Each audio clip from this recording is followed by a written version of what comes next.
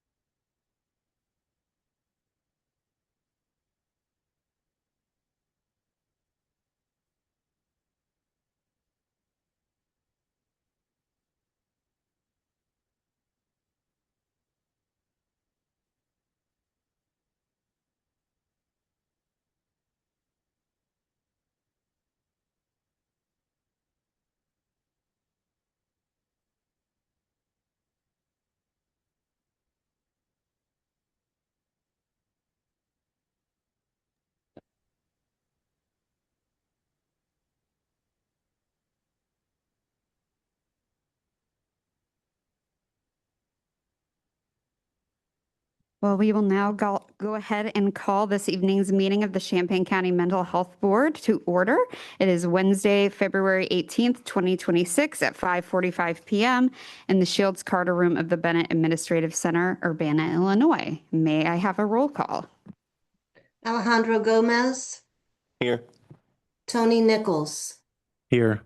Kyle Patterson. Here. Elaine Palencia. Here.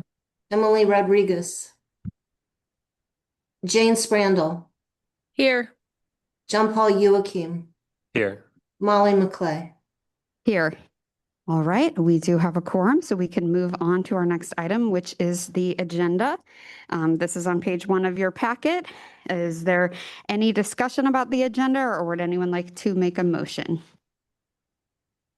I move we accept the agenda. I'll second that.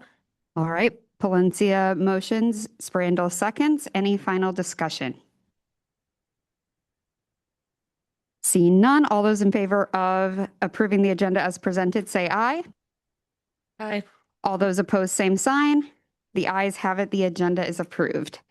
Next, we will move to the 2026 meeting schedules and the PY27 allocation timeline. These are on pages 3 through 8 of your packet. No action is needed, but Lynn, if there's any updates on these that you would like to share, there are no updates. Any questions, discussion from the board on this?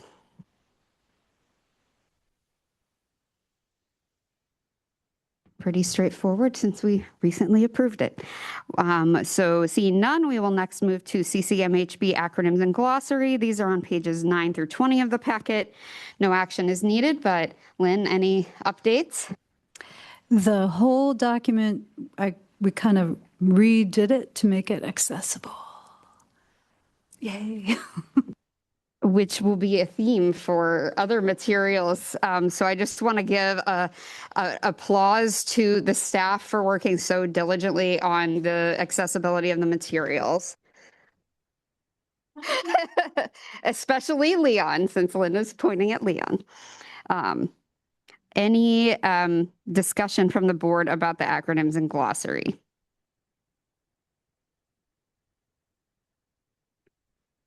All right, seeing none, we will next move on to public participation and agency input. As always, members of the public are welcome to speak to the Mental Health Board and share their thoughts with us. We cannot respond directly to public input, but we may use it to inform future actions. So there will be 2 points of time in the meeting when public input can be given, right now and then closer to the end. And if you would like to make public comments, you can either approach the podium. There are also comment cards you can fill out. And if you're on Zoom, then you can put something in the chat box or you can raise your hand. For anybody who is making public comment, especially agency representatives, please be aware of the Illinois Lobbyist Registration Act and take appropriate steps to be in compliance with the act. I may limit individual time to 5 minutes and total time to 20 minutes for each portion of public input. Given all of that, is there anyone who would like to make public comment right now?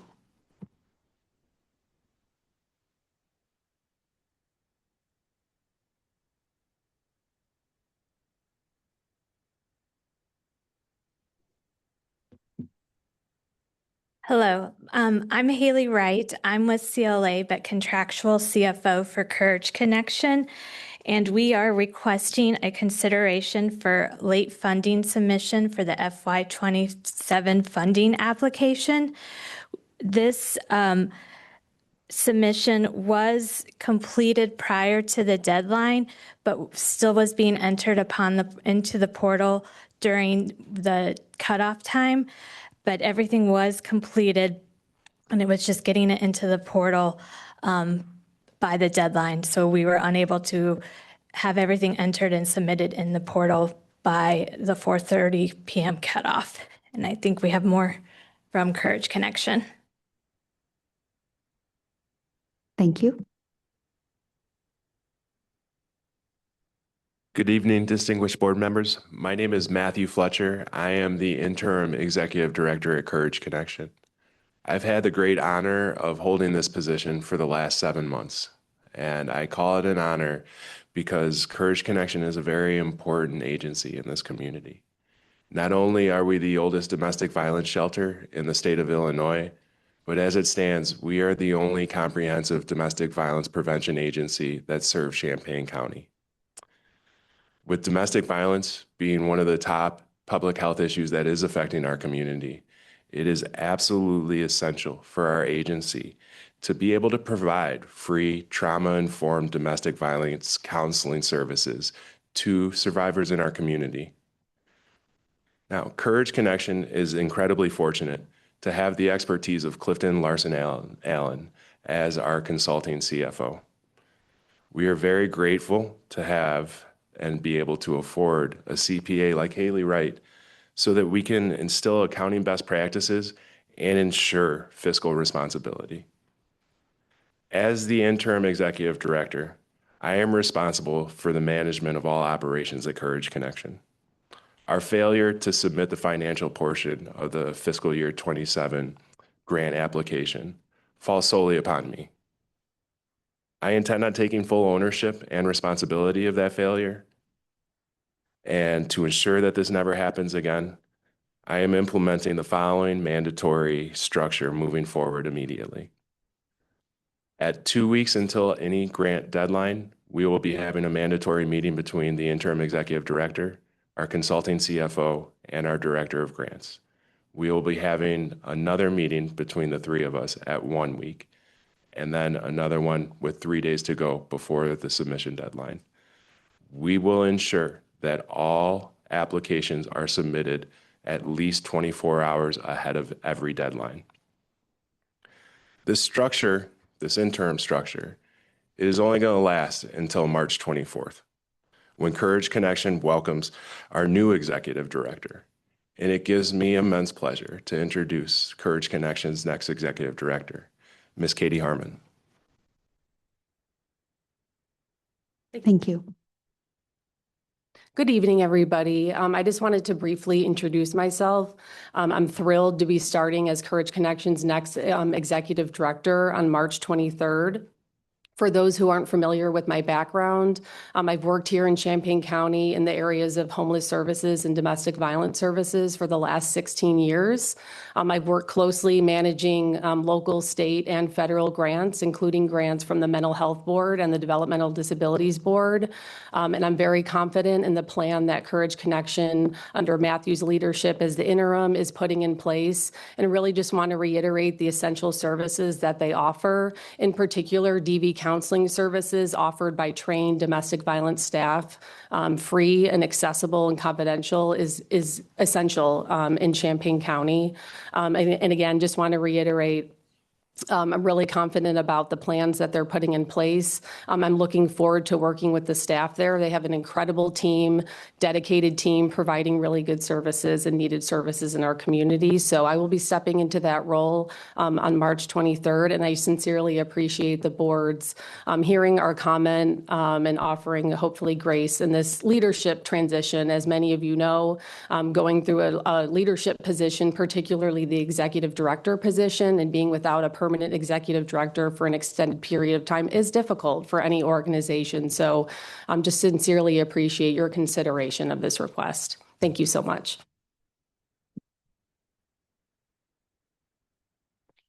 Thank you very much. As noted earlier, we cannot just respond directly during public input, but there is going to be an item on the agenda to discuss this later.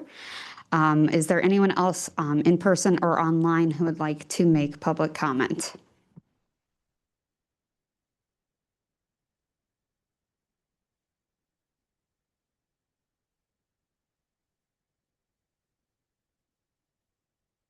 All right, seeing none, we will move on next to chairperson's comments.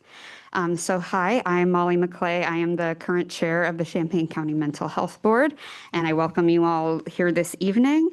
We have, a variety of items to discuss tonight, including the item that was just mentioned in public comment. We will also be taking our first preview at the applications that we did receive for PY 2027 funding. We will not be reviewing them tonight, but we can talk a little bit about what our typical processes have been for that. And this is just an opportunity to take a peek at, what we have received. And I know that there is an addendum with some updated information about this specific item, which you may have received in materials here or via email to board members. It's also posted online. One thing I wanted to note going into this coming funding cycle, we will be reviewing applications potentially beginning next month, but typically within April, the board conducts a formal review during our meeting and study session, and then we do make allocation decisions in May.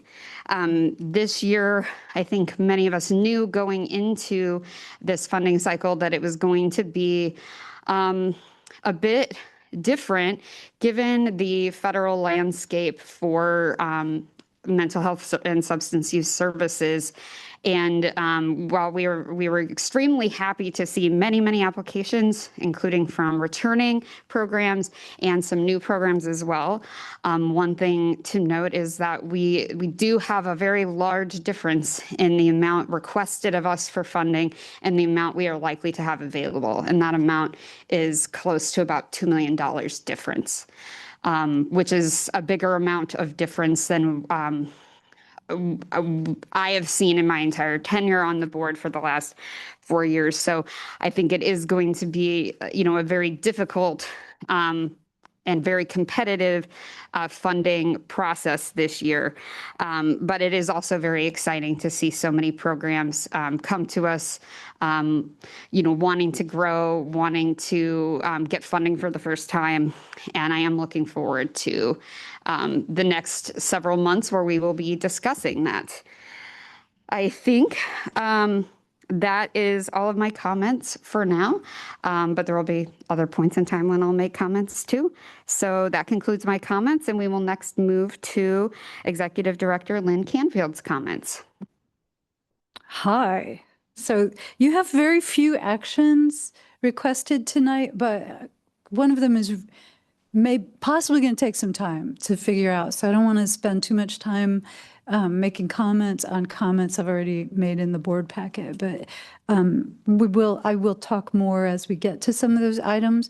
I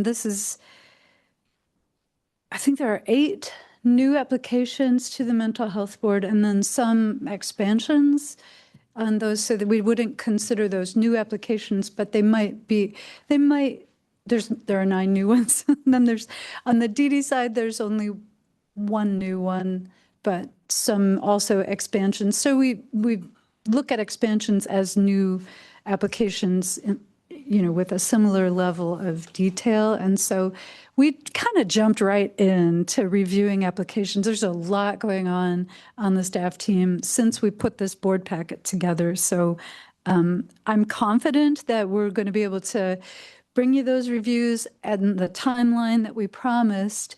It could be a lot for y'all to look at, but we'll get there when we get there. We're trying to get background documents this week so that we understand if agencies are fully eligible or if there are any problems with the newer organizations who've applied. the other thing that complicates it is at the beginning of every legislative season, like we're really involved in paying attention to state and federal legislative and policy changes. And in an election year, not a lot happens. It kind of, there might be bills about local government consolidation, and we are absolutely going to be paying attention to things like that, but not a lot of really substantive legislation is introduced, and so I count on having a slow time. Well, that's not even true this year. So here we are. I'm like really grateful that we got a good head start on looking at these funding requests, but now I'm going to shift my attention for the next couple of weeks to what's going on at the state and federal legislative and policy levels and try to represent Champaign County as well as I can. So if you have suggestions for me, please feel free to reach out. Anyway, I think that's enough. I'm ready to, oh, and yes, much applause to Leon and other staff members for really accelerating our efforts to make our documents ADA compliant. Like, it is not easy. And some of what we've learned is that we're going to have to go all the way back to the beginning with some documents that we've counted on for a long time. Some of the templates have to be redone, but we're doing it. And everybody's like, being very successful with it so far. So I'm really happy about us. And right? Okay, that's enough. Thank you very, very much. All right, we will next move on to approval of CCMHB board meeting minutes. These are on pages 21 through 28 of the packet. Action is requested to approve minutes of the CCMHB January 21st, 2026 meeting and January 28th, 2026 study session. I do want to note that there has been one edit that needs to be made that was noted in advance of the meeting, which is that Alejandro Gomez was absent from January 21st meeting and was excused. So we do need to make that edit. For the board, any other discussion of other edits to make?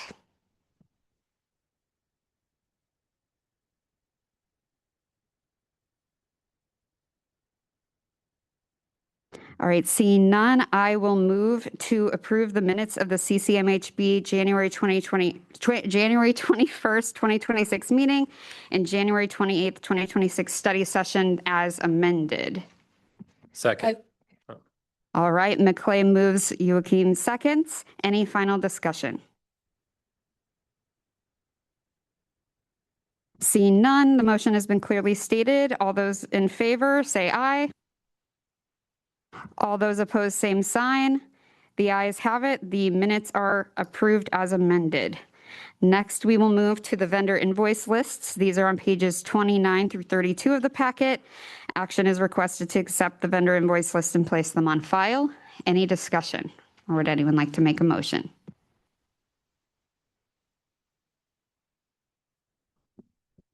The very first item, I just didn't know what it was, on page 29, Community Life Short-Term Assistance. What is that? This is the only contract that's supported through the IDD Special Initiatives Fund. Was a 2-year contract that you and the DD board both approved a long time ago. And so you'll see it through June, and then we don't have a particular plan yet for what to do with the Special Initiatives Fund. But yeah, it's difficult to know that because the vendor is the Champaign County Treasurer, which is always a little confusing. But Yeah, that did confuse me. Okay, thanks. Any other discussion? I just wanted to refresh my memory. This formatting is slightly different than before. Yes, I understand this is one of the items that had to be, a lot of effort was put into for accessibility purposes. So just wanted to note that. This is connected to a really big issue, that it's an issue the county is also dealing with. Like, so many software platforms that we all use in local government are not only create documents that you can't post because they're not accessible and they can't even be made accessible, but they also aren't internally ADA compliant. So the county's going to have to rebid this whole thing unless this organization can start providing documents like this that are fully compliant. So Chris Wilson and I basically are doing these by hand for a while, which he's really good about making 0 errors.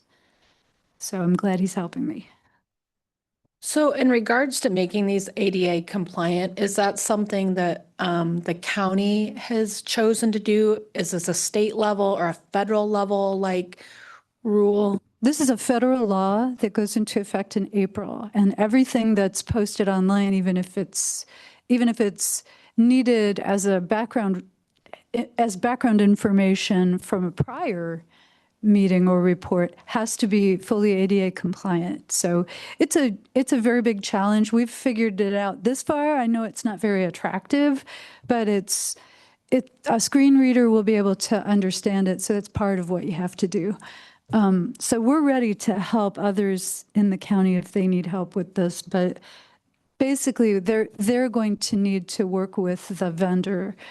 Everybody in the country is having to work with vendors. This is all government, state, local, and federal, all have to be in compliance with this law, and it's kind of big. So, Well, and it really puts some of the burden now on the vendors. Because if you can't supply us what we legally have to do, we can no longer do business with you. Now, as far as anything prior to April 1, yeah, we probably do have to fix ourselves. there are some, yeah, there's a lot to it.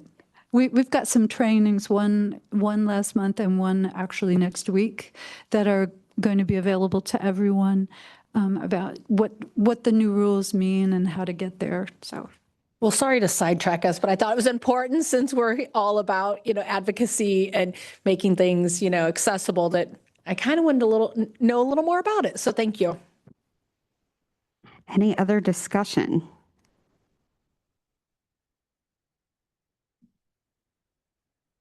Or would anyone like to make a motion? I move to approve the vendor list. Can I have a second? I will second that. All right, Patterson motions, Brandel seconds. Any final discussion? All right, all those in favor of accepting the vendor invoice list and placing them on file, say aye. Aye. All those opposed, same sign. The ayes have it. The vendor invoice lists are accepted. So next we will move to old business. The first item is agency updates. Oral updates will be provided on GCAP's and Uniting Pride's progress with PY25 financial reviews. No action is needed, but I will turn it over to Lynn, who may designate representatives from agencies to give updates as well if she's not giving them. The director of Uniting Pride is here, so if it's okay for us to go in reverse alphabetical order, it might be good to let Josh speak. Is that okay? And then Yes. I'll represent the other one. Cool. Well, thank you all so much. I'm Joshua Gavel. I'm the interim executive director at Uniting Pride. We have some great news. The financial review is done. We have voted on it. And we are just waiting on the final draft to be sent from Aprio. We expect that to come in the next couple days. And as soon as we have it, you will have it. Thank you so much for extending us this time and this grace. This was obviously a very unexpected road bump, but we are happy to be on the other side of it, and we should have the required documents to you within the next couple days. So thank you again, and we are all good to go. Thank you so much for that update. And my understanding is, once we receive it, then the staff will work with Uniting Pride to, work out any issues. And then, the payment suspension had been waived for January and February, but I assume that everything will be good to go to, resume this payments for March. So that is great to hear. Board, any board members want to make comment on this before we hear the next update?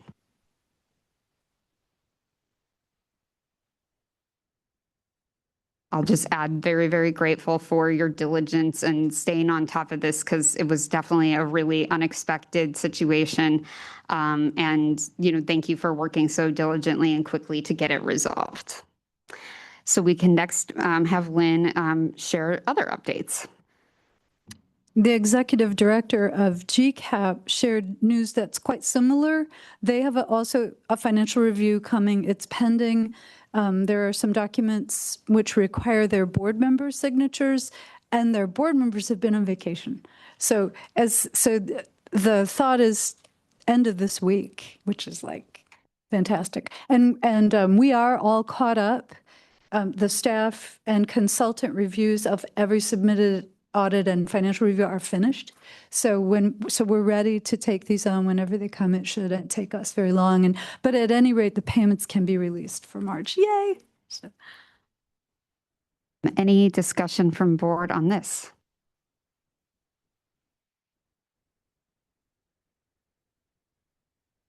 I can just add, I'm equally glad to hear that a similar progress has been made. And I think, we had a lot of deliberation at the last meeting about, do we waive payment suspension through March? Do we waive it, month to month? Do we not waive it at all? And I think that our decision to waive it for January and February and hear from the agencies this month has really worked out in everyone's favor because things, moved very quickly, and we don't even have to have this discussion again in March to determine if we need to waive anything after that. So kudos to all of us for making a good decision, I think. Anyone else want to share comments on this?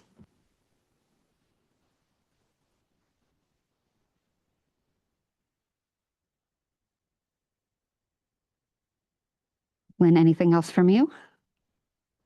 All right. All right. Well, we can next move to the next item of old business, which is agency request for special consideration. So this item is on pages 33 through 38 of the packet. It is pertaining to the comments that Courage Connection made earlier. A decision memorandum presents context for a request to reopen the application system. Courage Connection's request is attached and our action is requested. And for the point in time at which we will vote, the possible motions are on page 36 of the packet. So I'm going to, we have heard a lot from the agency about what happened and why this happened and what steps may happen in the future to prevent it.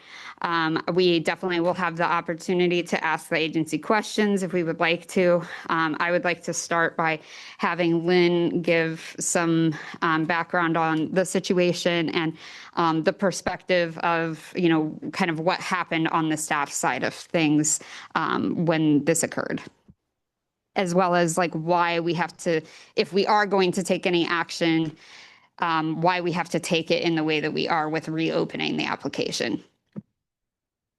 Well, that's my strong suggestion that because all of the documents that we make public and that the board approves say there's no consideration of late applications, I think you don't frame it as consideration of a late application.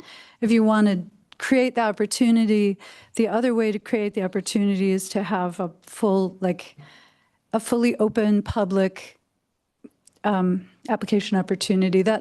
You've done that before. I think there was 1 year that we had it open for a week, and there was 1 year that we had it open for 1 day. And so that would be, I would think if the agency says that they were done and just needed to upload from Excel, what we can see on our side is all 4 of the financial documents need to be filled in, and one of them has text. So I'm not sure it's as easy as simply uploading from Excel because it's a more of a copy paste into every section, but maybe they can do it very quickly. But then there's a final form that the director needs to submit, which authorizes the whole application. So all of those remain to be done. I can't guess how long it would take. It looked like 5 incomplete forms up from our end. So the agency contacted Leon after 4:30. So maybe I should ask Leon, but this memo gives you as much background. There's also, Molly McClay is encouraging me to put little outlines at the top of the memos so that those of you who've done this for a long time can skip to sections with news, because a lot of it is just giving you as much background as possible, and the other audience is the public. So to create that background for the public is also important to me. So, you can see what we've done before, what we've done in response to having the problem at all, like how we've changed our practices, and then what the board has chosen to do each time an exception was requested and why the exception was requested. So that is all in there. And then it goes, I think the most useful part for y'all is possible actions, just so you're not crafting a motion out of the blue. But would you want to hear from Leon, since he was the contact on it? If Leon would like to speak, he can. If he does not wish to, that is okay. I think everything has been is in the packet. I received an email from Haley, I think approximately at 4:34, and I felt awful about it because the deadline was 4:30. And it's a hard deadline. We were unable to open up the system at that point in time, and so I just had that conversation with Lynn, and here we are. The special consideration is included in the board packet for you to take a look at, and it identifies what the situation was. So. All right. Thank you both very, very much. And just, to clarify, the rules are that, late applications cannot be accepted. So in order to make any kind of special consideration request, it has to come to the board directly. And it seems that if we were to make any kind of consideration, it would need to be essentially creating another notice of funding availability for a specific designated point in time, and to essentially reopen the system for a certain amount of time, which would permit anyone to apply, including Courage Connection. But that is what has been done in the past when we have given special consideration. And it's what is, we could take other options, but this seems to be the most fair if we were going to do that. I wanted to start with a couple comments, and then I want to open it up to board members to discuss. And of course, if there are questions for the agency, we can make that. This is incredibly difficult. I have worked in domestic violence services myself in this community for a long time, or gender-based violence services more broadly. So I have a lot.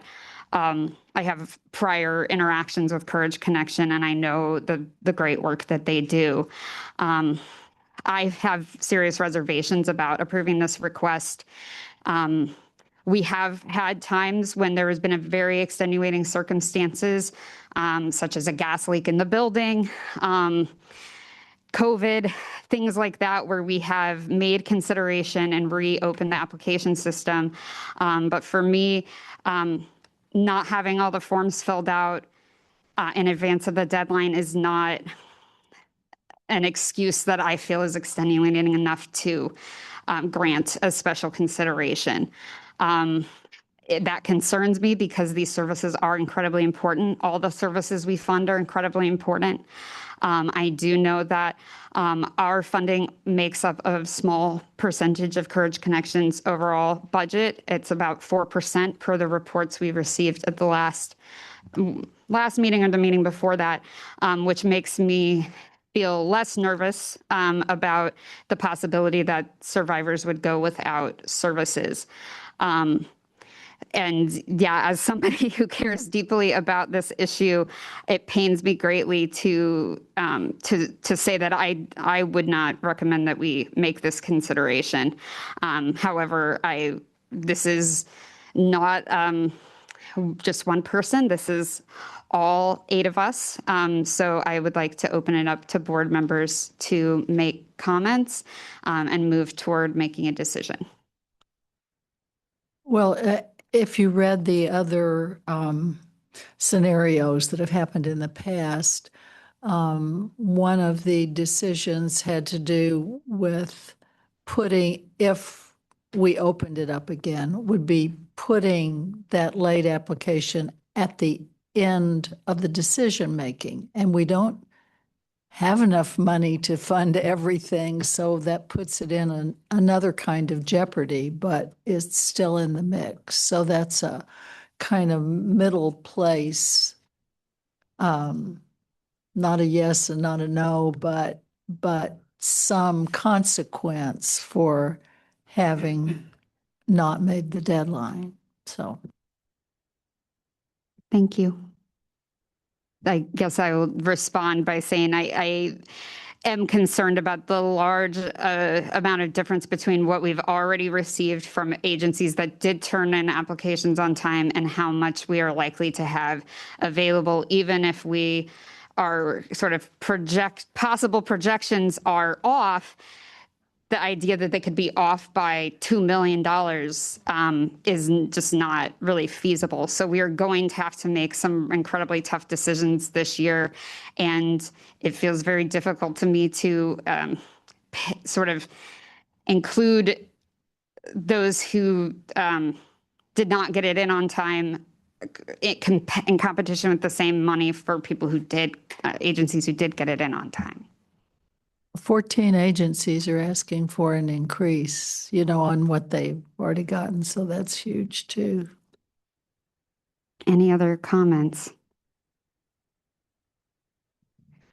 Well, I do have a couple of questions. A couple of these have kind of been answered already this evening. So one of my questions is, did Courage Connection reach out prior in the week to anyone on our staff saying, hey, we potentially may not have this in? We haven't heard from our CFO. Okay. And so with that said, I kind of hate these meetings because I feel like I'm somewhat wishy-washy. Because on one hand, I'm the person who is like, why have deadlines if we're not going to follow them? And why do we print it on every form and blah, blah, blah, blah, blah? And why do we discuss this at every meeting? But Matthew did something tonight that made me, I guess, become putty maybe. The fact that he has a plan, that this won't happen again. And I am so impressed by that. But with that said, see here, I go back on the wishy-wash. We had so many other applicants already get it in on time. We're going to probably be we are at a deficit. There is cost involved if we repost this. There's time involved with this if we repost it and open it up. And there is opportunity if we open it even one day that some other agency might be like, let's go for it. And then what happens if we have Courage Connection, which we have funded in the past, we believe in them, and someone else who we believe in and we like, and there's a great need. Then are we going to pit those two together? I mean, it's just... and Molly and I had emailed a tad bit over the weekend. And again, she has been, in the trenches with domestic violence. So it's not like, oh, we don't believe in it. It's just where do you draw the line on some of this? And I'm really struggling. So I guess I really am asking, my fellow board members, give me some other thoughts. Give me some avenues that I'm maybe not looking at, because I don't want to be like, here's the line in the sand when I do see there's a plan in action and things happen. And like Lynn pointed out, she doesn't know how long it will take to upload this information and is one day enough to get it done? I did want to respond directly to something you said, which is that, and I'll just clarify with Lynn that I have this correct, but we have had at times when we reopened the application system in the past, we have had other agencies apply besides the ones that asked us for the special consideration, just once. That was when we had it open for a week. We had one other applicant. And I think, we can't really see this as extending a deadline, rather as we are creating another application. We're creating another notice of funding availability and having the system available for more applications is how I think is a fair way to look at it. Other comments? So I guess a few things, just kind of going through different thoughts. We have a lot of new applications this year, and like if you total it, it's just under 1.5 million. Three agencies have asked for considerable increases in their applications and funding, and that's another 320 some thousand. So it's about 1.8 million in big increases in three programs and new funding. So that 2 million is because of those main issues more than anything. The other thing is, in the past, we have had an abundance of funding, and we,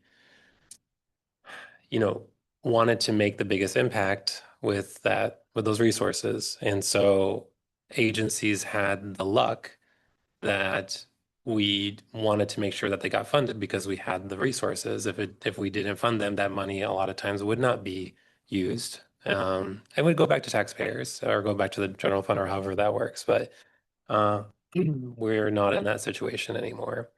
Earlier in the past, in 2021, 2022, 2023, there were heavy turnover and difficulties in people having enough staff for agencies, hiring people. So there was more leniency. Another one was 2022 with Promise Healthcare having big changes in their leadership and trying to right their ship. And that was a large amount of funding, and we had funding for those. And we really wanted to make sure we funded, a nonprofit medical clinic and dental clinic in this area that provides essential services to low income, residents. This year is going to be different. We have a lot of agencies asking for funding.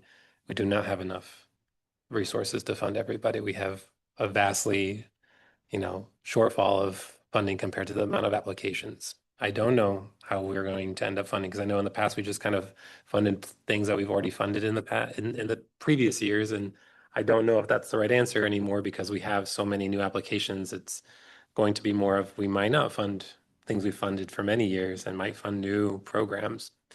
If we allow them to open the application process and have them apply and maybe someone else applies, we won't have a summary of their application by the time we're looking at, we could do it with all these new applications. That's going to burn out staff, I feel like. Yeah, it's not easy. I know it's not easy. Because my hope, if you do choose to do this, would be to do it as soon as possible, which would be March 16th. And then if that happens, we can do it. Yeah. Yeah. I mean, It's I think not easy, but I mean, if we end up doing that, that's a big if. Like Jane said, I would be considering them farther down on the list of agencies to approve application, the application, the funding application for, because of them being late and, other agencies doing the due diligence, getting things done on time, showing that they have that track record of getting things done in a timely manner.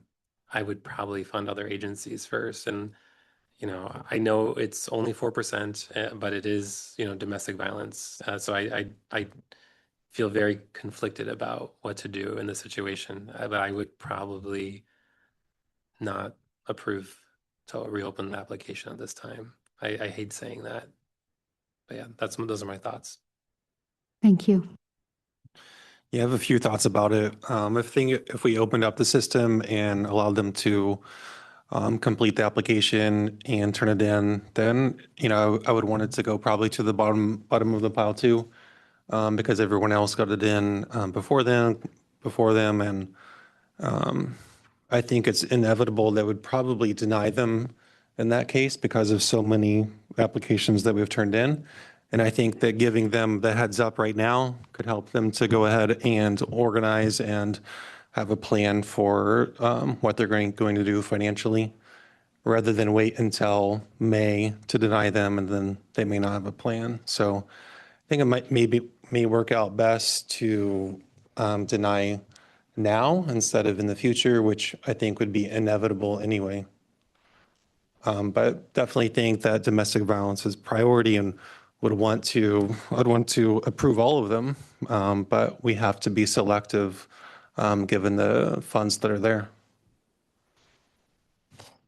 Thank you very much. I think that's a really important point about, if we're going to have to make a difficult decision now versus later, is it better to make it now, not only for us, but also for the agency to be able to apply for other funding? Any other comments? So I know that, I think Molly, you had mentioned that we in the past have done like about 4% of their funding. Do we know about how much potentially, you guys are requesting or anything like that potentially?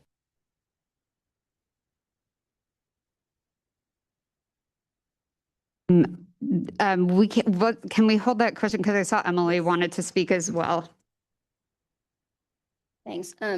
I don't have an argument one way or another, but I just want to highlight that we don't make decisions in this body on a first come, first served basis. We might be given a list, but just because one is at the bottom of the list doesn't mean that's how staff analyzes it, right? It's the uniqueness of the population served and where they fit in our overall goals.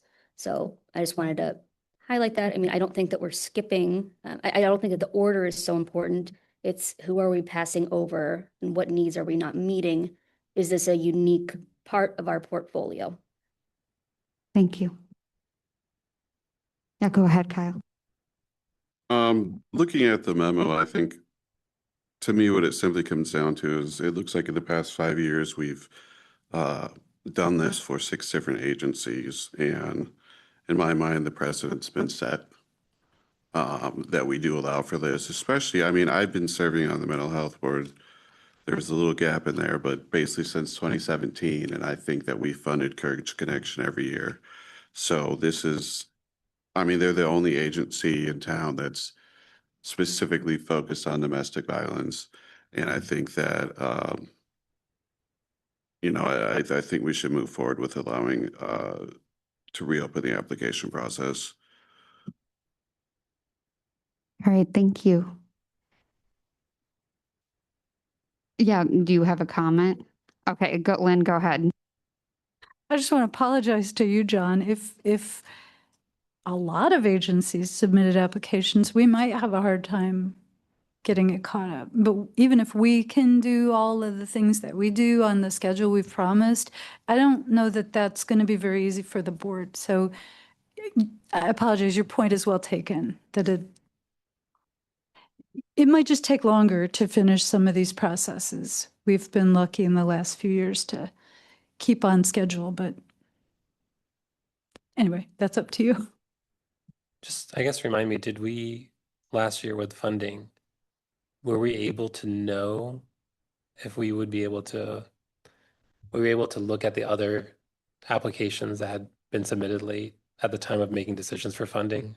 You didn't have any late applications last year. It was a different situation because there was a new rule about an audit being required. And so there were 2 agencies. We reviewed them a little bit different schedule from the others, but then you all reviewed them only after the audits came. So there was, but everything was fully funded in the end. I mean, not everything was fully funded, but the requests that you opted to fund were fully funded. So. I guess regarding the issue of precedent, I guess my take on the precedent is that in extenuating circumstances, we have granted special consideration and reopened the application system. I don't consider this to be extenuating circumstances for them to have not completed it in time. I think that if we are considering it a precedent to grant special exceptions in all cases, then we should change our bylaws to simply allow it so that we do not have to belabor this point at meetings every year. I do think the past 2 years we did not have anyone ask to have their late application considered. We did in 2023. We had several. I think that if we continue to grant exceptions, we will continue to be asked for them. I think we will always be asked for exceptions, but I think we'll be asked for fewer if we if we don't, but I think it does come down to like, is the precedent that we do this, or is the precedent that we do this in extenuating circumstances, and how do we define that? Jane, do you still want to ask your question? I guess out of curiosity, do you know about how much you are planning to request from the mental health board? If you can come forward to the podium and turn on the mic, then those online can hear and the recording can. Yes, it's $176,000. Thank you. I mean, I guess in some ways it might be a moot point, but I just, out of curiosity, I was wondering, especially when, it's been pointed out, we're 4% of your funding, but, all right, thank you. Can I ask a follow-up? What percentage of the overall budget is that $176,000? It's approximately 5% now. Okay, thank you. While we have a representative up, there any other questions from board members?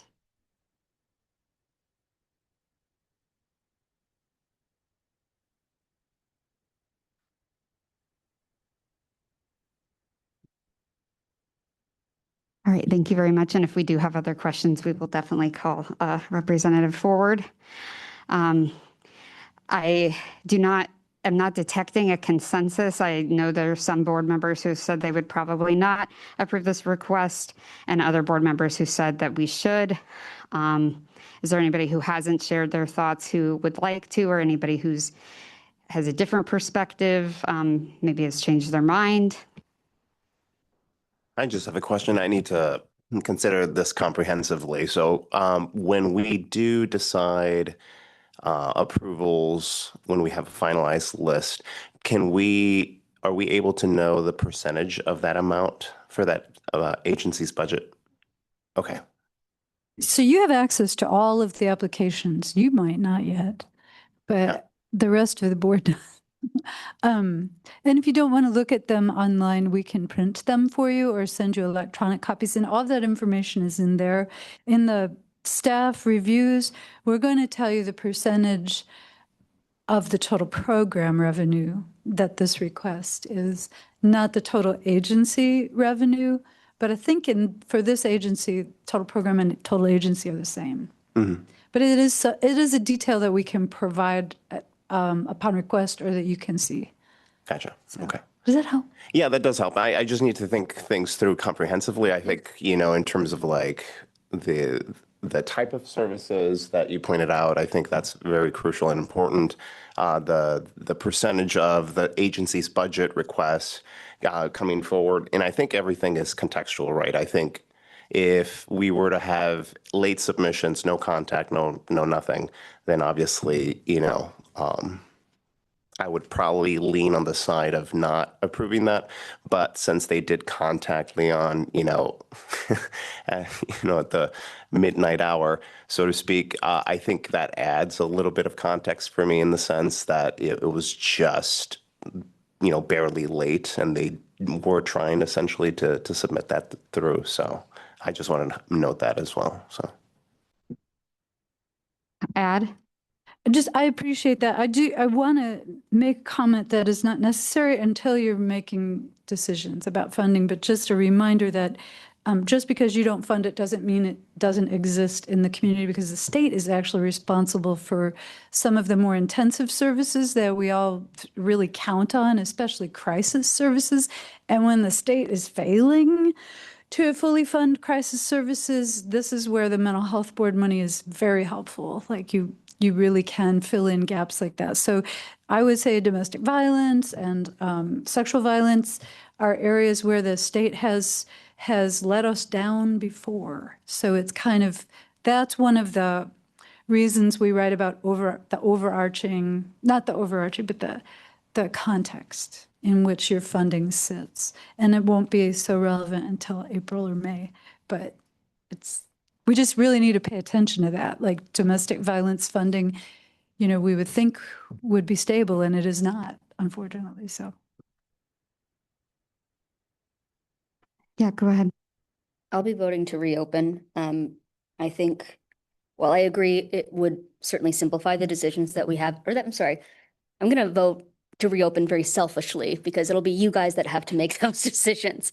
But I understand that imposing the deadline does simplify that decision. But I think looking at holistically everything that has been suggested and the merits of what is being requested of this mental health board should be at the front of mind.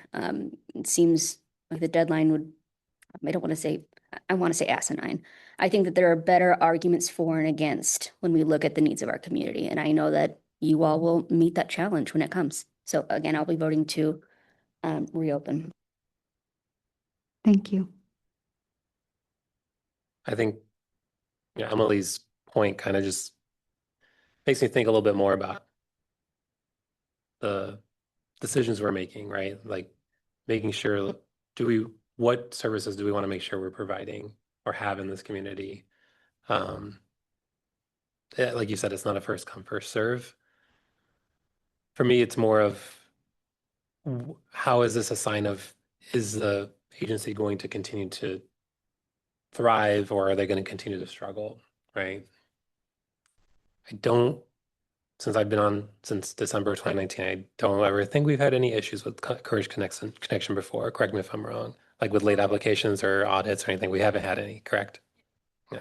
Oh, we have had issues with? We don't right now. We don't right now? Okay. We're having a great relationship these days, but it has been rocky. It's, yeah. And I guess I'm just looking at all the applications and trying to see what other services are similar and other than races, which isn't like an overlap, obviously. Not sure how much more we're funding in this area. Even with the new applications, I don't see things that are covering these things. So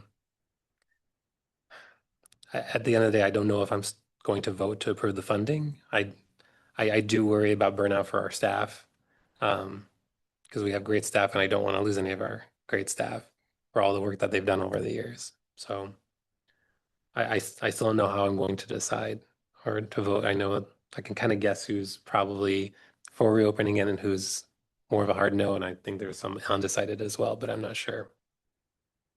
I did want to share a little bit of information that I know, which is Races provides similar but not the same services because there's a relationship with state coalitions around sexual assault and domestic violence, and certain agencies are contracted to provide those specific services. And while there's occasionally overlap, it's like a very clear delineation between those two coalitions and thus between Races and Courage Connection on who provides domestic violence, who provides sexual assault, even right down to the forms of orders of protection and no contact orders in the courthouse are delineated by this type of order is done by Races, this type of order is done by Courage Connection. So they are, while other services in the community may have some overlap with domestic violence, they are the dedicated domestic violence service provider. I think I'm still planning to vote to not approve.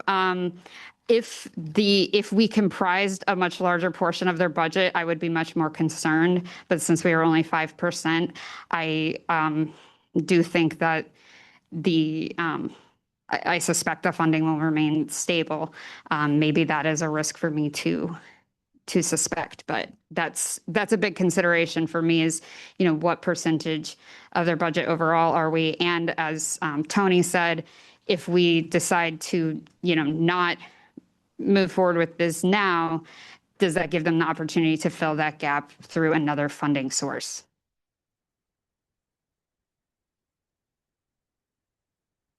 I think it's a good point, Emily, that you make. It's a very difficult decision to make.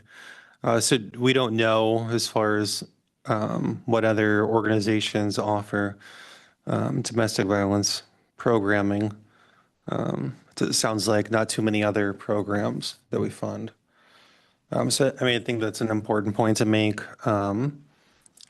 So if we chose to let them, put in the application, it would still come down to, funding in May and could still possibly decide to deny them at that point because of that. So I think it's a challenging decision for sure either way. Well, when I came in here tonight, I had a plan. And, I haven't been touched by domestic violence, but, I'm really emotional right now about this. And I'm leaning more towards approving us opening it up again. Yes, there's the chance that we're going to have more applicants. Yes, there's a little bit more work for our staff. There's some cost to repost it. I mean, things like that. And I like what John said, just because we open it up is not a promise that we will grant any funding. But I think, yes, there's other organizations that touch on domestic violence, but this is the main one.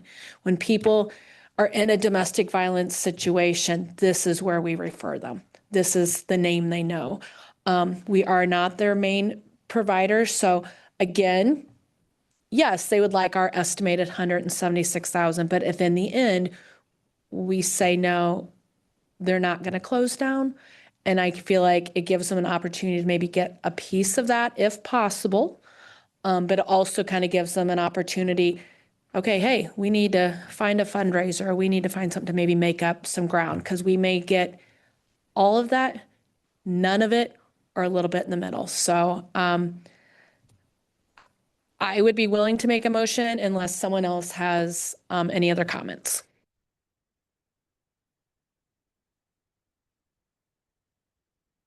I, as chair, am detecting a consensus to approve the request. So I will go ahead and make that motion.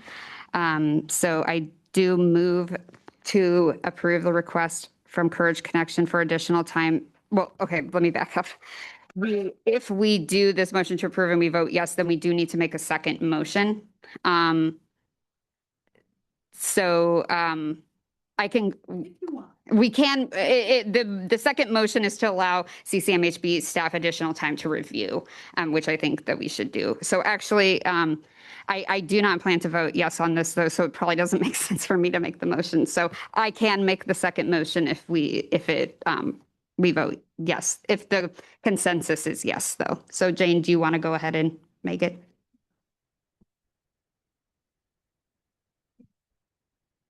All right, I will make a motion to approve the request from Courage Connection for additional time to complete a PY 2027 funding request by authorizing CCMHB staff to publish a second PY 2027 notification of funding availability at least 21 days in advance of another open application period.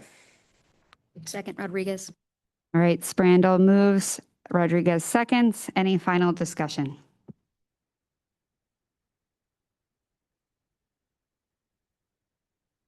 All right, the motion has been clearly stated. May we have a roll call? John Paul Joachim,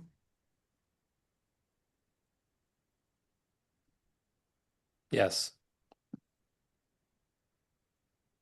Alejandro Gomez, Yes. Tony Nichols, Yes. Kyle Patterson, Yes. Elaine Plencia, Yes. Jane Sprandel, Yes. Molly McClay. No. We still need Emily Rodriguez. Oh, sorry, Emily Rodriguez. Yes. All right, the ayes have it. The motion passes. I will make that second motion to allow CCMHB staff additional time to review any PY 2027 funding requests submitted during the second open period and to develop related summaries and allocation scenarios with both activities along a timeline different from that posted in allocation process documents. Second. All right, McClay moves, Palencia seconds. Any final discussion on this? including does anyone need further explanation about this motion? Seeing none, the motion has been clearly stated. May we have a roll call?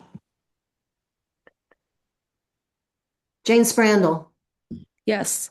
John Paul Joachim, Yes. Alejandro Gomez, Yes. Tony Nichols, Yes. Kyle Patterson, Yes. Elaine Palencia, Yes. Emily Rodriguez, Yes. Molly McClay. On this one, I vote yes. Because I want the staff to have more time. All right, with that, the motion passes. So we can now move on after this very laborious discussion to new business where we do not have anything to vote on. So the next item for new business is review of applications for PY 2027 funding. These are on pages 39 through 44. For information only, the packet includes a briefing memorandum on the process for reviewing funding requests with a checklist for optional use by board members. A list of applications is also attached, and there is an addendum with some corrections to the list that was originally in the packet. So Lynn, would you please take it away? Thank you for the last motion. I appreciate y'all giving us extra time. We will do our best not to take extra time, but it is, right? It's great to have that. Okay. So thank you for the consideration and the comments. This is about how you all will approach these applications. It's based on what we've done in the last few years. Really no big changes to the process that you all have used, except for maybe one thing, and I don't know if I even made it very clear, but I think given the very real considerations of infectious diseases and just like the hospital is full, right? You guys are full. People are sick.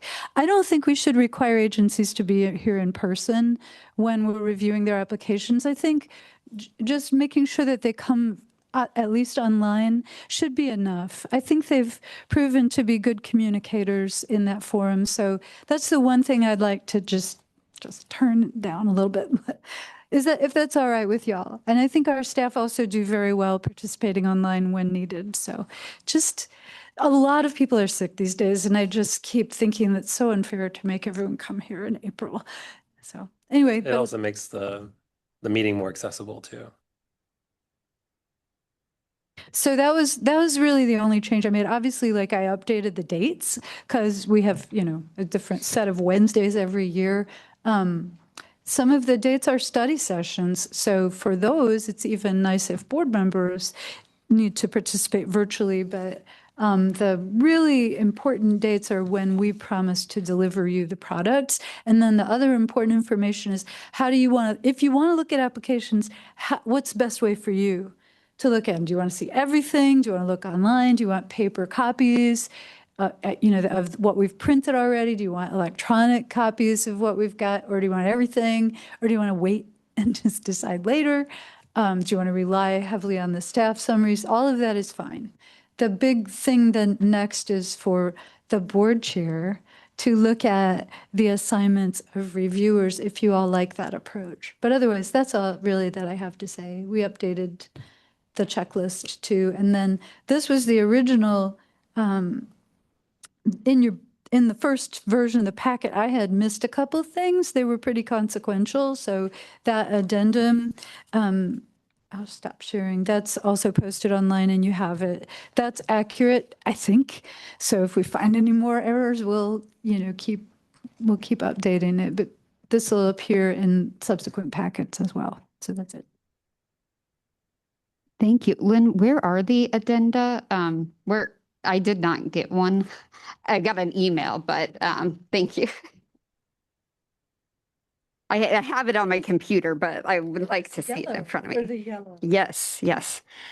Any discussion from board?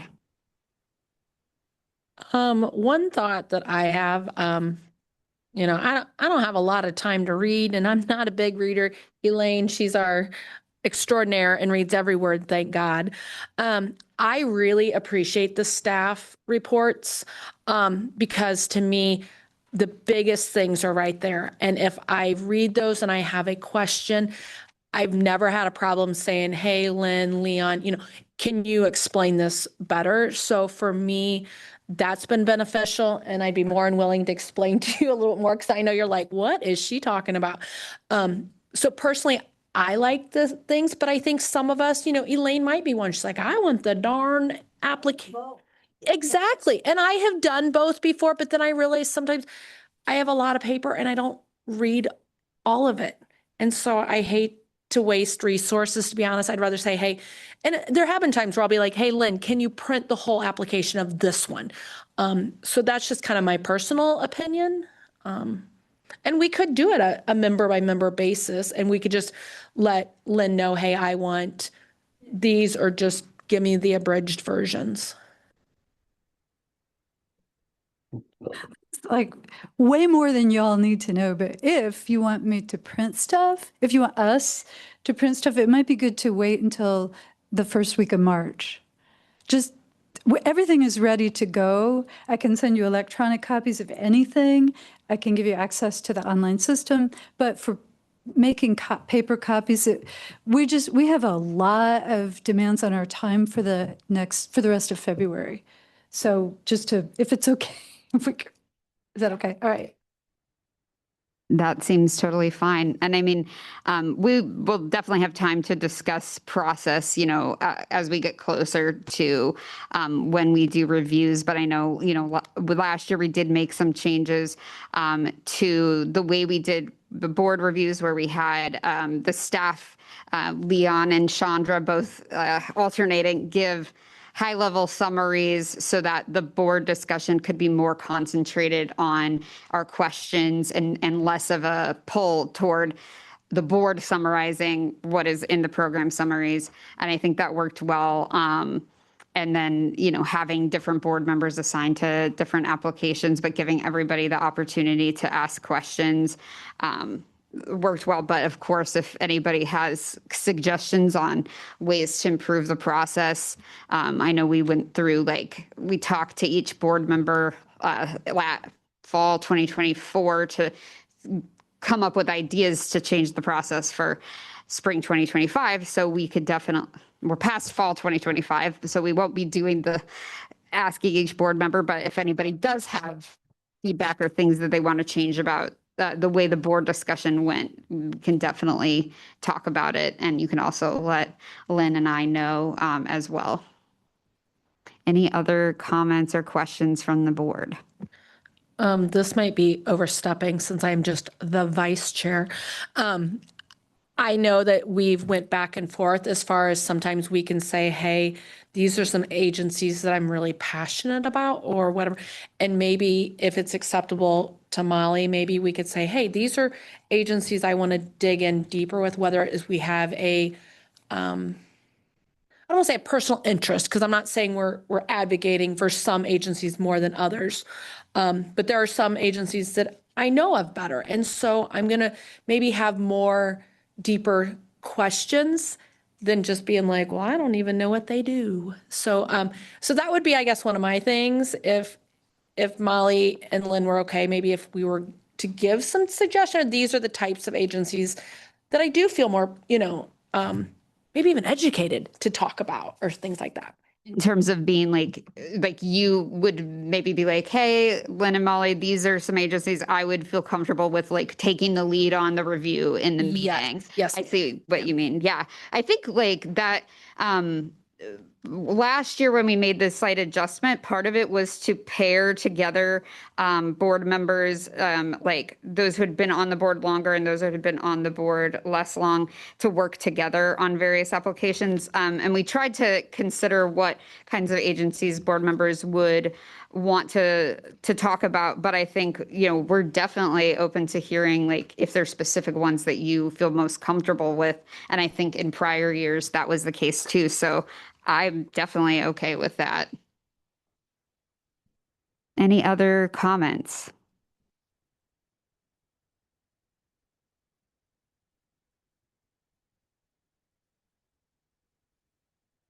All right, well, seeing none, we will move on next to reports.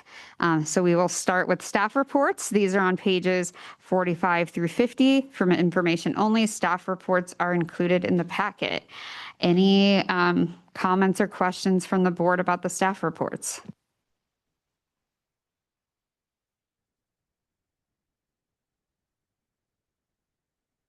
So I would like to ask a question and make a comment. And this is for any staff, but I know one in particular who worked a lot on this. So I believe Kim Bowdry mentioned in her staff report about working on a newsletter for the CCMHB and CCDDB. There may have been others who worked on it as well. And if so, please tell me. But I know that at the time of the staff report, I do not think that the newsletter had gone out. But after the staff report was provided to the packet, the first version of the newsletter did come out. So I was wondering if any staff members would be willing to talk about the newsletter, and we can have an opportunity to just learn about it a little. Well, Kim Bowdry's online. I don't know if she wants to talk about it. It was really like everybody helped with selecting a product, and we were like so happy to have consensus around a great product, and then it all fell apart and Kim saved the day.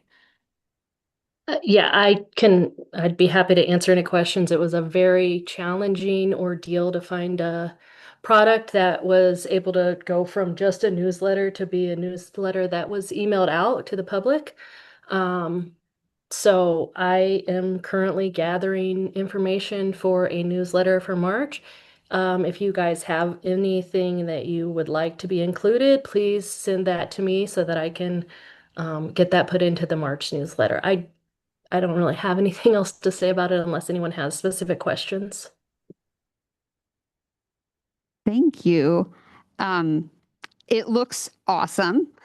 I know that, at least from my perspective, I've been talking with Lynn for a long time about are there ways that we can do more dissemination of what the boards do for the community, because I've heard from community members who are like, I don't know, how do I find out information about the boards?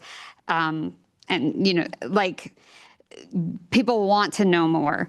And so, but I know trying to figure out a way to disseminate information that also meets all of the requirements for like record keeping and Open Meetings Act and all of that stuff is very challenging. Not to mention designing a newsletter, selecting a product, all of those different things. But I did not know that it was ready to come out. And when I got the email the other day, I probably squealed in on my couch because I was just like, this is so cool.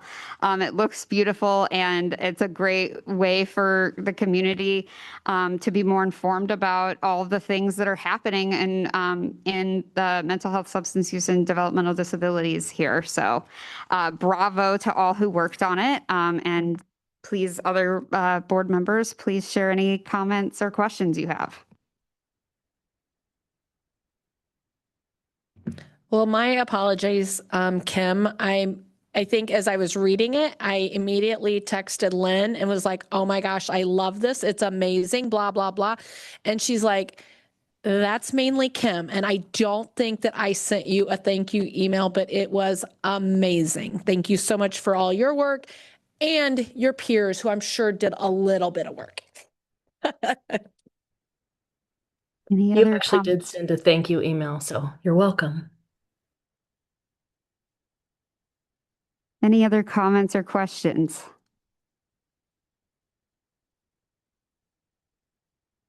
Yes, Lynn. So there won't be staff reports, at least not from these folks, for the next couple months, because they need to really focus on the review of applications. There are, we'll be doing all our committee meetings and stuff, but not summarizing them. You will get a staff report from me that will be one of the more tiresome documents you'll ever see. 40 pages of conference notes or something like that. And then once Chris and I figure out an accessible format for his year-to-date statements of account for each of the funds, that'll come back too. That could happen in March or April, but would take a break from these staff reports. So I'm glad you enjoyed them. I thought they were lovely. They are all ADA compliant, by the way. Whoops, I guess I had that mic on. Wonderful to hear. I did have a question about the newsletter. How would people go about signing up for it if they want to receive the emails? They could email me. Oh, They can email right. Kim. Okay. They can email me, or there's also a link that I can send you to share out with people that they can click on and put in their information to subscribe. Is that something that could be added to the website too, the board website? Like if you want to get our newsletter, click here. We could just know that there's a lot on the website already. And one of the things about accessibility is to keep it simple. But we can certainly, which website are you talking about?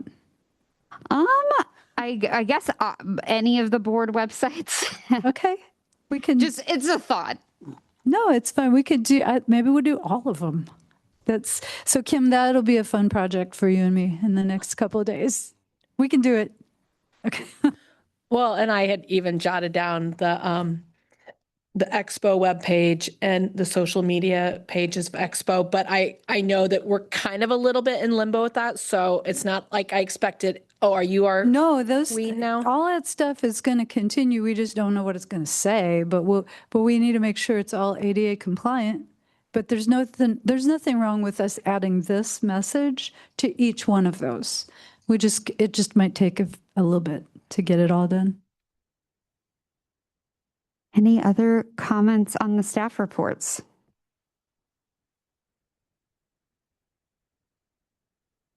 All right, seeing none, we can next move to the evaluation capacity building project update. We will have an oral update provided. And of course, as always, links to the resources developed by the team is included in the packet as well. So take it away.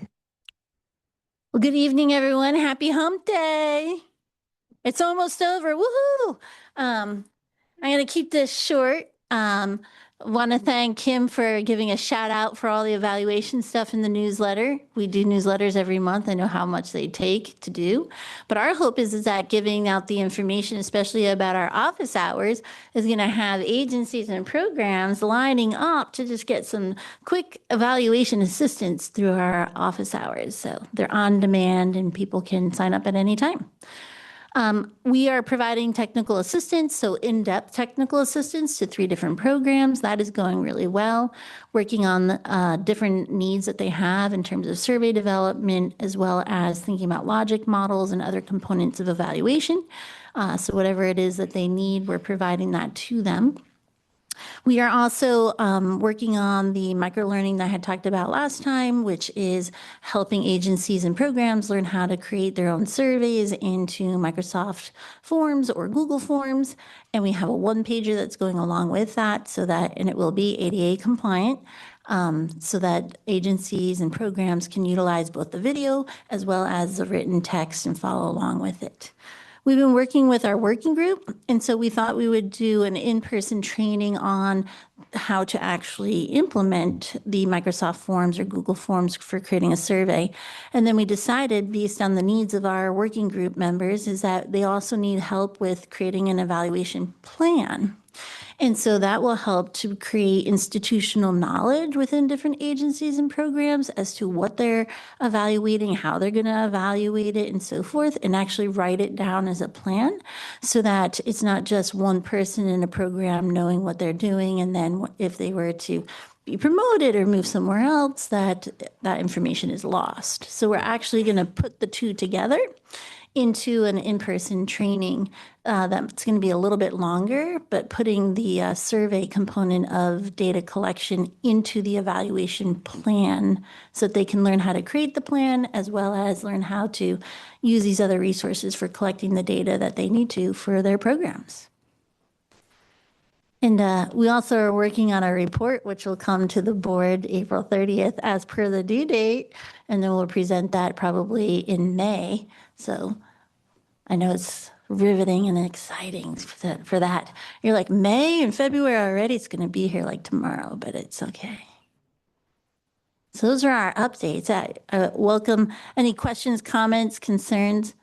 I also didn't introduce myself. I'm Jacinda Dariotis, in case you didn't know that.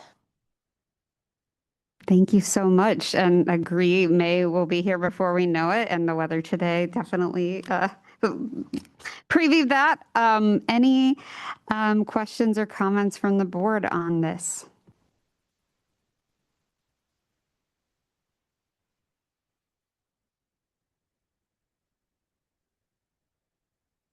All right, well, thank you very much for the update. We really appreciate all of your work.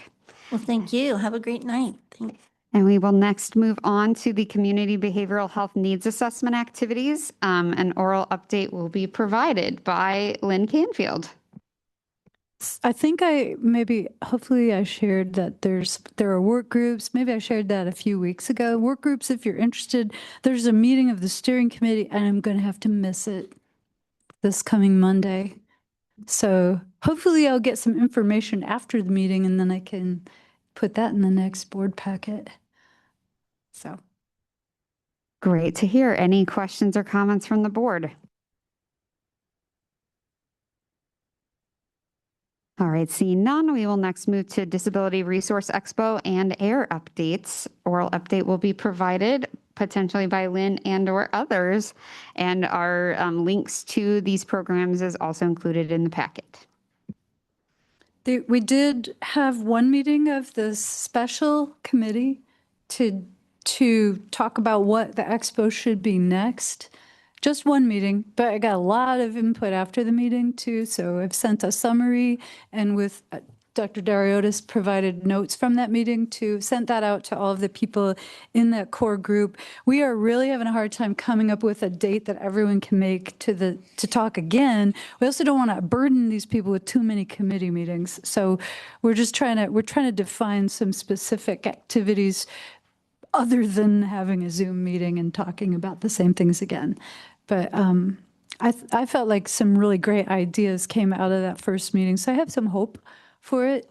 I don't have a lot of hope for a huge in-person event within 2026, thinking if we're going to do it again, it won't be this year. So that's what we do know, right?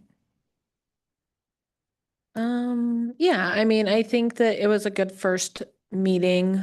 And I think we all know we have to make changes, and it's hard to pinpoint exactly what changes. And so, yeah, I know that some feedback was sent to you, so I'm kind of eager to see how that all comes together and stuff. So the next meeting of that group will probably be March 23rd.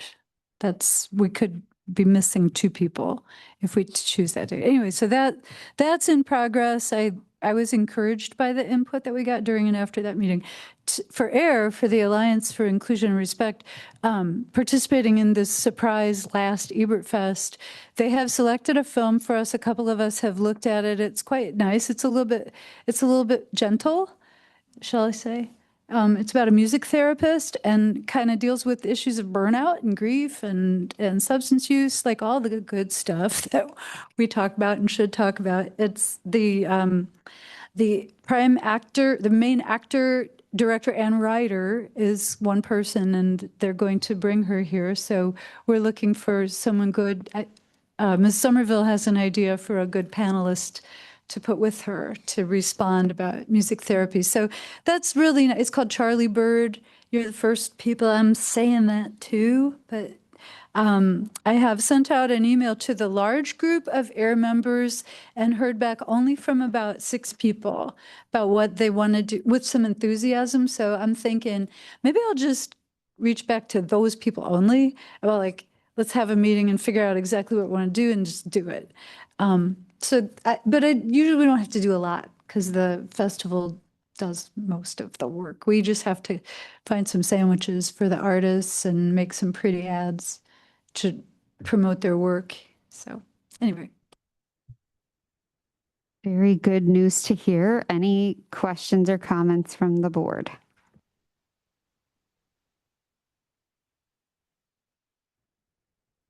All right, seeing none, we can next move to PY 2025 utilization and outcome results. These are on pages 51 through 74 of the packet. For information, a summary of PY 25 utilization and outcome results is included. So Lynn and/or whoever you designate, please share more about these. I know you all must be tired, and I'm so sorry to save the most wonderful part for last. This is, to me, this is huge. Both Leon Bryson and Kim Bowdry finished something this year that, well, Kim did it the last couple of years too, but like this year they just really got it and included the very high level summary of outcomes in each of these utilization reports. So now you know not just whether the agencies met their targets for numbers of people served and numbers of contacts, but also whether they met their targets for what the outcome was for the people they served. And I just love this. I'm so appreciative, Leon. It was a lot of work. And then there's the next thing is also, Leon, so is that okay if I just skip? Okay. As long as you're willing to share. Understatement. Yeah, so a lot of work went into it. What you're looking at currently is just a set of aggregate reports for the program year 2025 of the outstanding work that was done by all of our agencies. And so this is where your money's at. And I'm impressed by the outcomes. And again, just compiling all of this took, some time. Hopefully you'll take the time to comb through it when you get a chance and just appreciate the quality of work and the services that are being provided to our community. And so this is just the utilization, not just, but this is the actual utilization results and consumer outcomes. Yeah, I'll pause right there. I don't know if you need to go to the next one or not.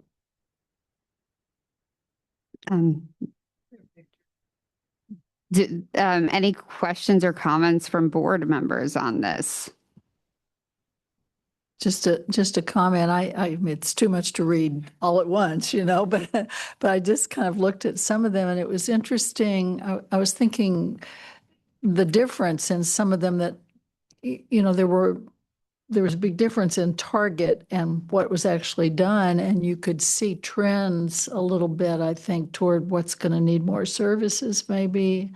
And I think that's very useful for us when agencies end up serving a lot more than they thought they would. And then you think about, well, how's that going to affect funding and so on. So it seems like it's very useful for planning for sure. So thank you.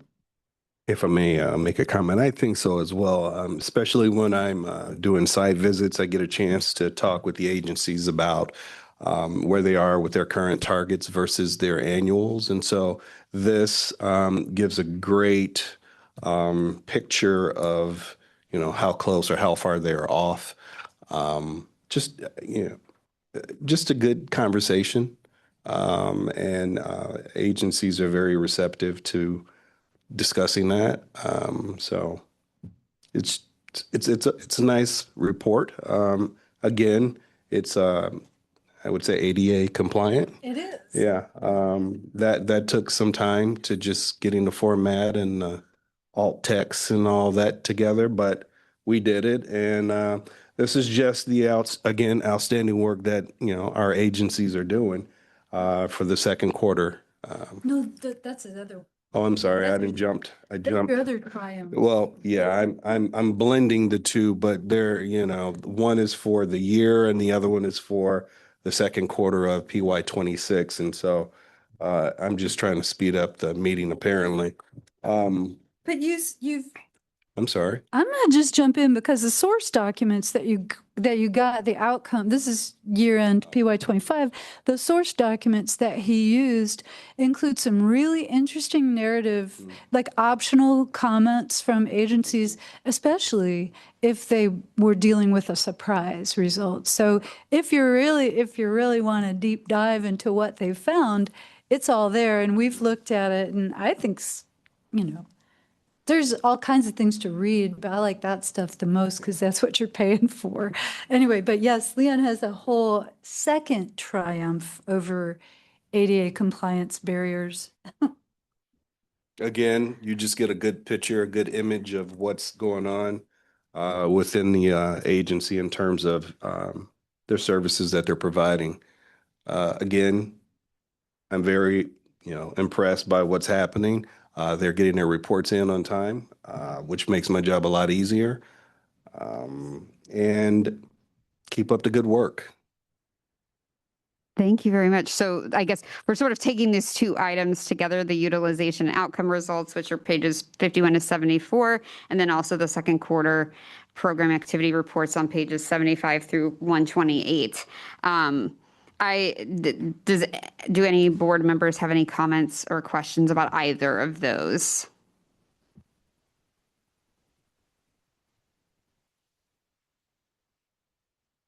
I do have a comment on the first item. Unfortunately, I did not get to read the quarterly reports beforehand, but I stayed up late reading the utilization and outcome summaries or results. And I really especially appreciated the outcome, like having the outcome target and the result right under it. And I was I think just the way that you laid all of this out was really, really effective. And I know it was a tremendous amount of work. So I thank you for doing that. I think it was really striking to me how in so many instances, the outcome results exceeded the targets. And like, I just constantly was seeing like, we expected 90% and they got 100%, or things were like, it was like wildly higher than it was expected. And I think, that speaks to the great work that the agencies are doing. I also saw a lot of variation in seeing all of it in one place, I think was really helpful because it did help me see like, okay, there are some agencies that programs that really, really shine in the way that they develop their outcome targets and the way they report on the results, and some where I think, there could be growth areas in terms of like how specific the outcomes are. And what could be changed there, how numeric they're able to be reported as. So it was seeing all of it together helped me do kind of a comparison and just be very impressed with everything that the community is doing. Any other comments or questions from the board?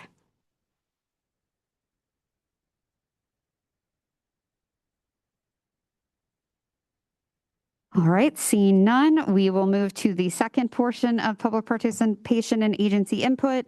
So as always, members of the public can speak with the board and make comment. We cannot respond directly, but we may use it to inform future decisions as we did this evening. So I said all the rules earlier, but if you want to come forward to make a comment, or if you're on Zoom, you can raise your hand or put something in the chat. I may limit individual time to 5 minutes and total time to 20 minutes. Is there anyone who'd like to make comments? Yes, there please. was a comment. Oh, Carrie, did you want to go ahead and say yours?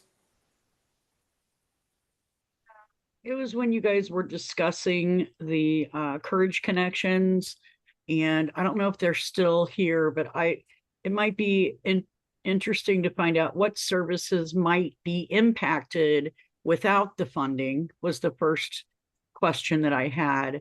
And then the other question or comment that I wanted to make to the board, I believe this is the only DV shelter in Champaign County. And the women that have the courage to flee that environment need mental health support, and they need the service in Champaign County. So please keep that in mind as you're making your decision to fund this organization. And that's all I wanted to say. thank you very much for your comment. I know we have somebody in person who wanted to come forward and make a comment. And I would say after that, if the agency does want to respond to the comment made before, they can do so. But Hi, everyone. Jessie Heckenmueller. I'm Assistant Director of Community Services at Champaign County Regional Planning Commission. Thank you all for the funding that you support us with in a couple of different areas. Today, I just wanted to introduce you to our new colleague. This is Elisa Ransom. She is the Youth Assessment Center Program Manager. You all fund the Youth Assessment Center. We have been looking for the right candidate for some time and are thrilled that Elisa has joined us. And so I just wanted to give a chance for her to introduce herself and that you all knew kind of who you're seeing sometimes in these meetings and speaking to as you continue to fund our services. Elisa, do you want to share a little bit about yourself?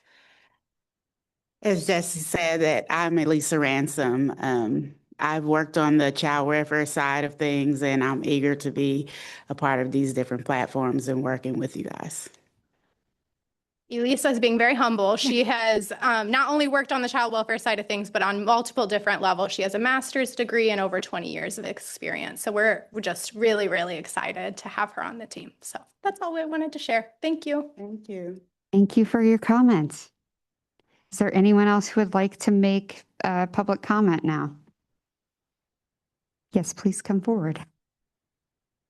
So I'll sit down, but I'll keep this very brief. Carrie, I'll begin by addressing your question. So the vast majority of the funding that we get from CCMHB, it goes to fund our counseling services, which it also includes our 2 licensed clinical social workers that lead that service. And to keep it brief, I just want to thank you all for your consideration tonight to open an additional application period for Courage Connection. Equally as important, thank you for holding us accountable. Thank you for clearly articulating the burden that is going to go on to CCMHB staff and on the board because of our mistake. I promised you we are going to learn from this and we're going to continue to grow and do better. So thank you. Thank you very much for your comment. Is there anyone else who would like to make public comment now?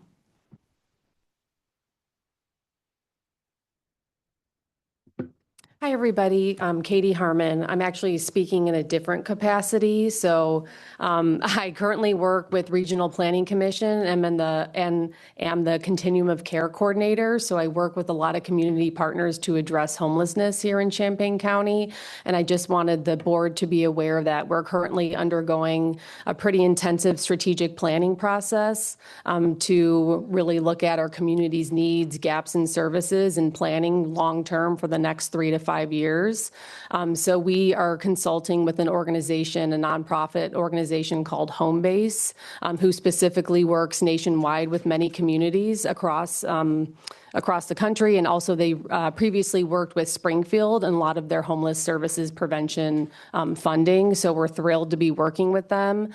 So we're going to be planning a kickoff event that's going to be taking place on March 9th from 4:30 to 6:30 at the I Hotel, which will be open to anybody. So communications about that will be going out soon. And then we're putting together a steering committee of key community stakeholders, agency representatives, local leaders, folks from our local municipalities to participate on the steering committee to kind of guide the work. And then we're also going to be facilitating some focus groups. And one of the focus groups identified that would be really helpful to host was specifically on behavioral health and homelessness. So that will be coming up as well. And then in addition to a focus group for people with lived experience of homelessness, a focus group focused on local funding and what's needed there.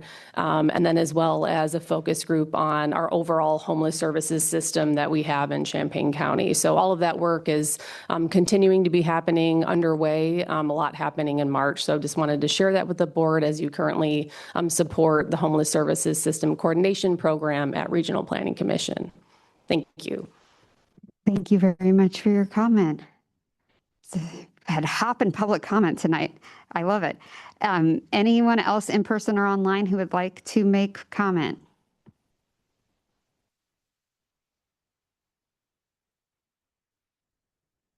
All right, it appears none. So we will move on to board-to-board reports. As always, board members can serve as liaisons to community or agency boards. And if you'd like to get involved with that, the list of kind of some of the options are on page 129, and you can talk to Stephanie Howard-Gallo if you'd like to be involved. Are there any board members who want to share a board-to-board report?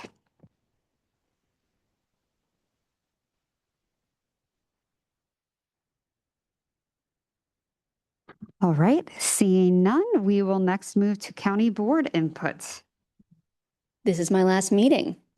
You will have the thrill of working with County Board Member Denise Eres, and I'll be resigning. She'll be appointed tomorrow. So no gaps in representation. Happy about that. I know that you will love Den, so don't be a stranger if you need anything. Thank you for your service on our board. I will take chair's discretion to allow any board members to share any comments they want to make, knowing that we are losing a board member and we are gaining a board member. Is there anyone who wants to comment? I will also comment, Emily, I have appreciated so much of what you have brought to the board. I've learned a lot, including brushing up on a little more Robert's Rules things from you, and your attentiveness and good questions have been very much welcomed. And I'm sorry I had not responded to your email yet, but I will miss you. But we're also really excited to have Den on board. Any other comments?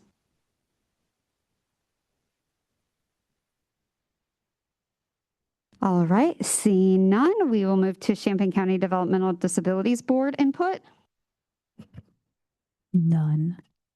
They did not meet today. Our meetings are off from each other for once. All right, next we will move to board announcements and input. I will start by saying we do have another board change. So as of yesterday, Chris Miner has resigned from the board. I believe citing a new job and increased responsibilities, but I understand he, said some very kind words. I just want to thank him for his service as well, and hoping that we will get a new member appointed into his vacancy soon. And so if anybody would like to make any comment about that, please feel free. And of course, if there's any other board announcements or input too.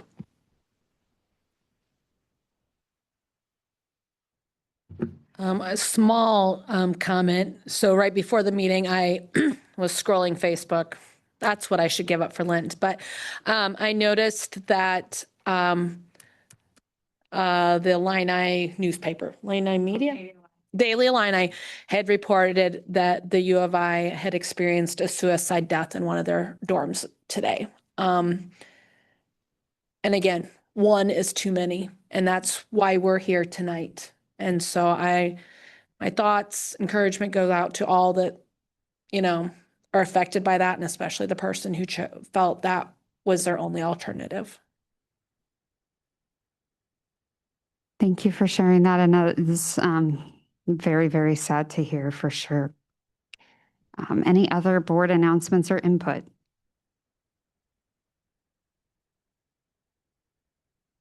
All right, seeing none. With that, we can adjourn. Our next meeting will be Wednesday, March 18th at 5:45 p.m. in the Shields Carter Room of the Bennett Administrative Center. I hope you all have a good night. We are adjourned.